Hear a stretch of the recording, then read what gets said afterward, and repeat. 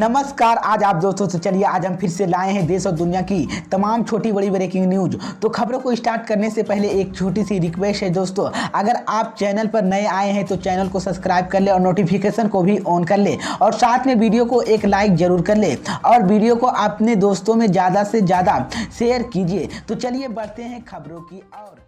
इसी बीच पर दोस्तों अगली खबर की ओर की जम्मू कश्मीर की डीजी जेल की हत्या पर कांग्रेस के राज्यसभा सांसद ने केंद्र की मोदी सरकार पर बोला बड़ा हमला। जी हां दोस्तों, आपको बता दें ये बड़ी खबर सामने निकल कर आई दोस्तों की कांग्रेस के राज्यसभा संसदीय प्रमोद तिवारी ने केंद्र की मोदी सरकार पर आतंकवाद के खिलाफ लड़ने की इच्छा व्यक्त आभार करार देते हुए जमकर हमला बोला है। उन्होंने जम्मू कश्मीर में वहां तक डीजी जेल में हेमंत कुमार लोहिया वायांत आतंकी संगठन द्वारा गायर बाबरी हत्या को केंद्र के लिए सीधी चुनौती कहा है। श्री तिवारी ने तखल लिहाजे में जम्मू कश्मीर के सर्वाधिक सुरक्षित क्षेत्र और सर्वे सुरक्षा प्राप्त डीजीपी स्तर का अधिकारी हेमंत जिस तरह से किया जा रहा है, इसी को लेकर उन्होंने केंद्र की मोदी सरकार पर हमला बोला है। प्रमोद तिवारी ने कहा है कि एक तरफ पिछले 2 दिनों से घंटी में केंद्रीय गृह मंत्री अमित शाह अपने दौरे पर बीच रैली के संभावना की यह दावा जता रहा है कि धारा 370 हटाने में नोटबंदी के बाद घटी है आतंकवाद की घटनाओं पर लगाम लगी है।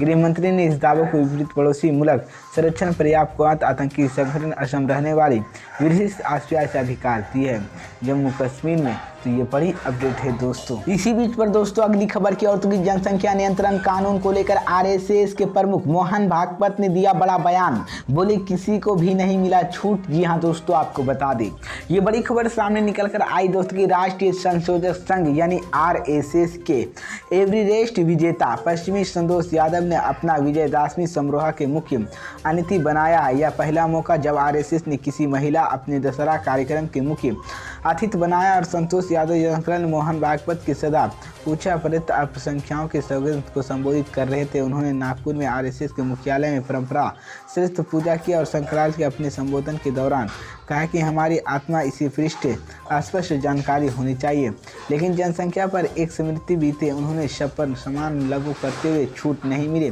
तो ऐसी नीति लाना चाहिए और 70 करोड़ से ज़्यादा युवाओं को हमेशा देश में चीनी को जब लगा देना चाहिए और जनसंख्या बोझ बना रही है तो उन्होंने रोक लगा दी जाए। हमारे समाज में यह जागरूकता होना पड़ेगा कि नौकरी चौकरी और अकेली सरकारी में प्रशासन कितना रोजगार बढ़ रही है और समाज अगर ध्यान नहीं देता है तो ये क्या होगा।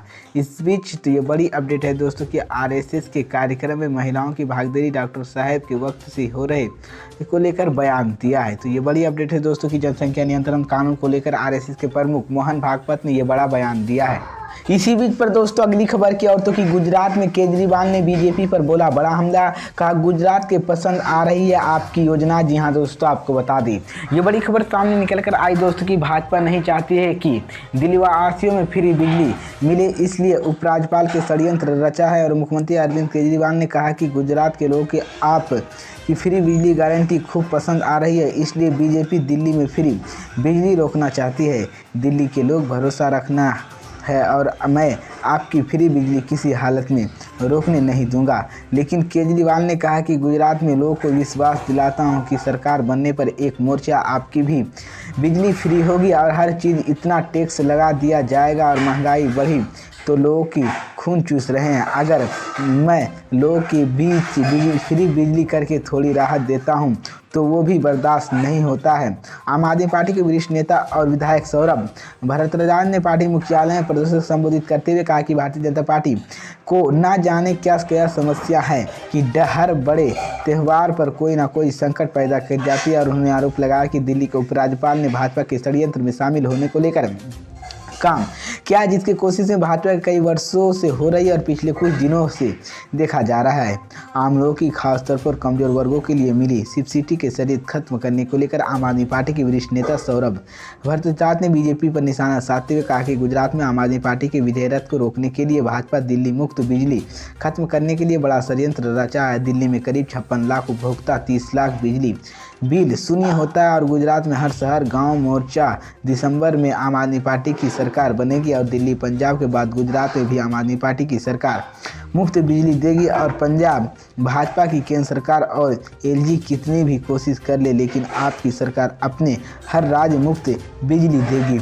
इसी बीच तो ये बड़ी अपडेट है दोस्तों, जिसके बाद मोदी की मुश्किलें बढ़ गई है। इसी बीच पर दोस्तों अगली खबर की ओर से सपा नेता स्वामी प्रसाद मौर्य ने बीजेपी पर जमकर साधा निशाना, कहा बीजेपी करवाती है दंगा। जी हां दोस्तों, आपको बता दी ये बड़ी खबर सामने निकल कर आई दोस्तों कि समाजवादी पार्टी के नेता और पूर्व मंत्री स्वामी प्रसाद मौर्य ने मंगलवार को लखनऊ में श्रीवास्तव जाते समय गोंडा सपा कार्यालय पर पहुंचे और गोंडा में उन्होंने अपने पदाधिकारियों और नेताओं से मिले। इस दौरान सपा नेता स्वामी प्रसाद मौर्य ने राज्य सरकार पर जमकर निशाना साधा।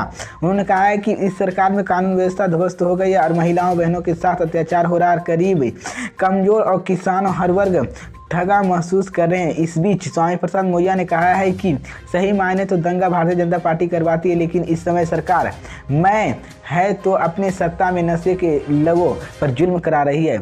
जिसके चाहती है गोली मरवा देता है, जिसे कब्जा कर लेती है और उसे विशेष जातीय अपराधी इस सरकार बढ़ा रही है।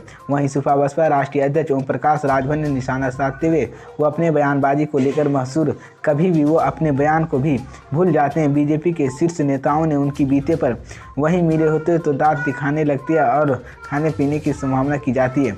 लेकिन स्वामी प्रसाद मौर्य ने बीजेपी पर आरोप लगाते हुए कहा कि यह लोग लोकतंत्रीय तरीके से जीते हुए पार्टी को तोड़ने के काम करते हैं और जैसे दिल्ली में सरकार तोड़ने के काम कर रही है और लेकिन सफल नहीं हो पा रहे। बीजेपी से देश की संविधान खतरा है। जिस तरीके से भारत की राष्ट्रपति द्रौपदी मुर्मू राष्ट्रपति बन गया और वो केवल वोट की राजनीति के लिए दलित और राष्ट्रपति बना दिया गया और सही मायने दलित परेशान है। स्वामी प्रसाद मौर्य ने बिहार के मुख्यमंत्री नीतीश कुमार और समर्थन करते हुए कहा, जब गुजरात के 3 बार मुख्यमंत्री उत्तर प्रदेश की वाराणसी में चुनाव लड़े तो प्रधानमंत्री बन सकते हैं, तो अपने पड़ोसी राज्य बिहार के 8 बार मुख्यमंत्री उत्तर प्रदेश चुनाव लड़कर आखिर देश का प्रधानमंत्री क्यों नहीं बन सकते हैं। तो ये बड़ी अपडेट है दोस्तों।